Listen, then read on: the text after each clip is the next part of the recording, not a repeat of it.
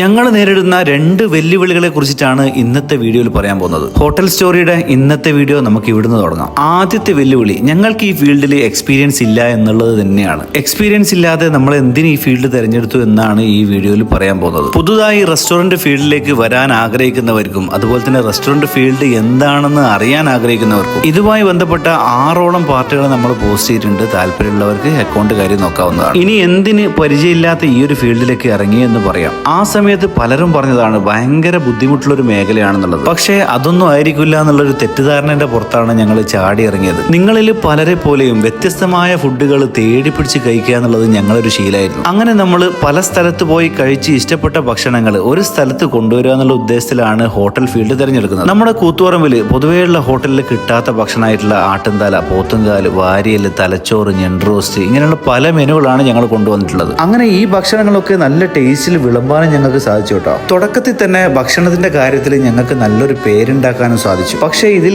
എന്താണ് പ്രതിസന്ധി എന്നല്ല നിങ്ങൾ ചിന്തിക്കുന്നുണ്ടാവുക. നേരത്തെ പറഞ്ഞ പോലെ തന്നെ നമുക്ക് ഈ ഫീൽഡിൽ എക്സ്പീരിയൻസ് ഇല്ല എന്നുള്ളത് തന്നെയാണ്. മേൽപ്പറഞ്ഞ ഐറ്റംസ് എല്ലാം നമ്മൾ റെഡിയാക്കി വെച്ചതിന് ശേഷം പിന്നെ ലൈവായിട്ട് അടിച്ചു കൊടുക്കലാണ്. ഒരു 20-30 പേരൊക്കെ ഒരുമിച്ച് വന്നാൽ നമ്മൾ ലൈവ് അടിക്കുന്നത് വളരെ ഡിലേ ആവുന്നു. നമ്മൾ പഴയ വീഡിയോസ് ഒക്കെ എടുത്ത് നോക്കുമ്പോൾ അതെല്ലാം കമന്റ് നോക്കിയാൽ നിങ്ങൾക്ക് മനസ്സിലാവും സർവീസ് മോശം തന്നെയായിരിക്കും. ഈ ഒരു പ്രശ്നത്തിന്റെ പേരിൽ പലരും ഇരുന്നിടത്ത് നിന്ന് എഴുന്നേറ്റ് പോകുന്നത് ഞാൻ കണ്ടിട്ടുണ്ട്. അവരോടൊക്കെ ഞങ്ങൾ സംസാരിക്കാൻ ശ്രമിക്കാറുണ്ട്. ചിലരോടൊക്കെ അത് പറഞ്ഞാൽ മനസ്സിലാവും. മറ്റു ചിലർ നല്ല പ്രഷറിലായിരിക്കും. അവരുടെ അടുത്ത് പോകാൻ തന്നെ പേടിയായിരിക്കും. അവരെ നമുക്ക് കുറ്റം പറയാൻ പറ്റില്ല. നമ്മൾ എന്തും സഹിക്കും. പക്ഷേ വിശപ്പിന്റെ കാര്യം വന്നാൽ ചിലപ്പോൾ സഹിക്കണമെന്നില്ല. നമ്മളിത് പരിഹരിക്കാൻ വേണ്ടിയിട്ട് ഹോട്ടൽ ഫീൽഡിൽ ഒരുപാട് വർഷത്തെ പരിചയമുള്ള നമ്മളെ ഷോപ്പ് മാനേജ് ചെയ്യാൻ പറ്റിയ ഒരാളുമായിട്ട് സംസാരിച്ചിട്ടുണ്ട്. ഒരു പക്ഷേ 2 പേരുടെയും കണ്ടീഷൻസ് ഓക്കെ ആണെങ്കിൽ വരും ദിവസങ്ങളിൽ അദ്ദേഹം ഞങ്ങളെ സ്ഥാപനത്തിന് വേണ്ടി ജോലി ചെയ്യും. നമ്മൾ 3 ഫീൽഡിലുള്ള 3 സുഹൃത്തുക്കൾ കൂടി ചേർന്നിട്ടാണ് ഈ ഒരു സംരംഭം തുടങ്ങിയത്. അതുകൊണ്ട് തന്നെ നമുക്ക് ഫുൾ ടൈം ഇവിടെ കോൺസെൻട്രേറ്റ് ചെയ്യാനും പറ്റുന്നില്ല. അതുകൊണ്ട് തന്നെ എക്സ്പീരിയൻസ് ആയ ഒരു മാനേജർ വന്നു കഴിഞ്ഞാൽ ഇതൊക്കെ പരിഹരിക്കാൻ പറ്റുമെന്ന് ഞങ്ങൾ വിശ്വസിക്കുന്നു. 1-2 മാസങ്ങൾ കൂടി ഞങ്ങൾ ഇത് ട്രൈ ചെയ്യും. എന്നിട്ടും ഞങ്ങൾക്ക് പറ്റുന്നില്ല എങ്കിൽ ഞങ്ങൾ അറിയുന്ന ആർക്കെങ്കിലും ഇത് കൈമാറും. നല്ല ഭക്ഷണം കൊടുത്തത് കൊണ്ട് മാത്രം കാര്യമില്ല. വരുന്നവരെ തൃപ്തിപ്പെടുത്താൻ കൂടി കഴിഞ്ഞില്ലെങ്കിൽ നിർത്തുന്നത് തന്നെയാവും നല്ലത്. ഞാൻ വീണ്ടും പറയാണ്, ഭക്ഷണം മോശമായതിന്റെ പേരിലോ കച്ചവടം ഇല്ലാത്തതിന്റെ പേരിലോ അല്ല.